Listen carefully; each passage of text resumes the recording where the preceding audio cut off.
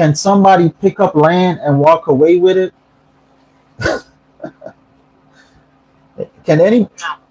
I mean, I know they do it. I know Superman do it in a cartoon. I know he go pick up a whole country and go lift it up when the bad guys be stealing whole countries. I've seen some cartoons where they stole whole countries on masses of land. They pick it up and that's again subliminal. They trying to tell you how they steal countries. But anyhow, that's another story.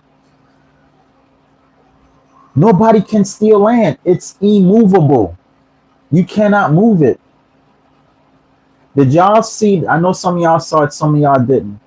Did y'all? And they move in a house. I'm gonna try to get the video of it. I hope I can catch them doing it down the street from me. They move. They actually move in a house. When I say house, I mean a brick house. But did y'all see the video of? Y'all remember when I showed y'all a video of them moving an actual house, a brick house? Y'all remember that video, right? So you can move a house. Regular house. I'm talking about a house with a foundation on it. Obviously, you can move a mobile home and all that type of stuff. But the reason why you need all of this extra stuff, insurance, all of this extra stuff when you buying a house is because a house is actually a liability. You can literally pick it up and walk away with it. Anybody right now that's financing a house can literally call a company and pay whatever amount of money, it's thousands of dollars obviously to do it, and literally move the house. Anybody can do it. Yes, buildings, they've moved buildings, banks. I know we don't see it or often, but you guys, not going to put it on here now, but you guys could literally go on YouTube and type in movers moving a building.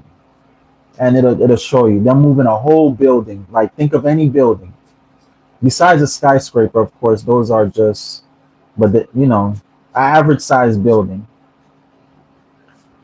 Okay, you can burn down the house. You can burn down the building. You can just destroy it. Go through it with a bat or a gun. Shoot it up. Okay, the house is literally worth nothing. If the house burns down and there's no insurance on it, how much money do you get or the bank get? Zero. The property becomes worth only what the land is worth. That's what these people going through in California. All them $50 million houses that got burned down. Now that property is worth $700,000. How you go from $5 million and $50 million to $700,000? By buying a house. By buying a house. I have a question. Go ahead. Chan, Go ahead. when you buy land and you rent it out the way you do with the tenants, Mm-hmm. do you have to call inspectors out and everything like that? Do you have to get permission for that? Okay.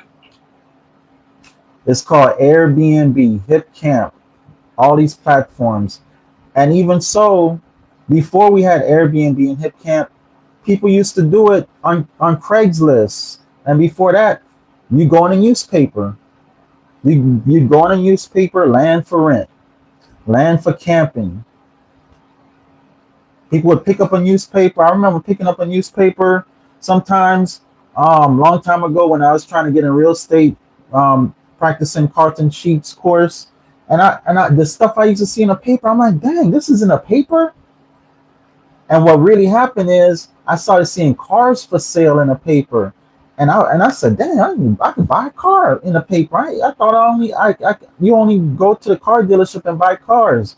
So I started looking in the papers and buying cars, and I started buying cars out of the papers, flipping them and selling them. Then I started looking at papers all over the country.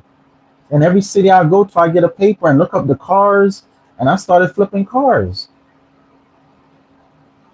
Well, even before that, I was flipping cars, but I started to change instead of going to the auction and buying cars, I started buying them, looking in the paper and buying them from people. Okay? But I'm telling you, the house is the liability. The real value is the land. So in other words, if I have $5 million or $50 million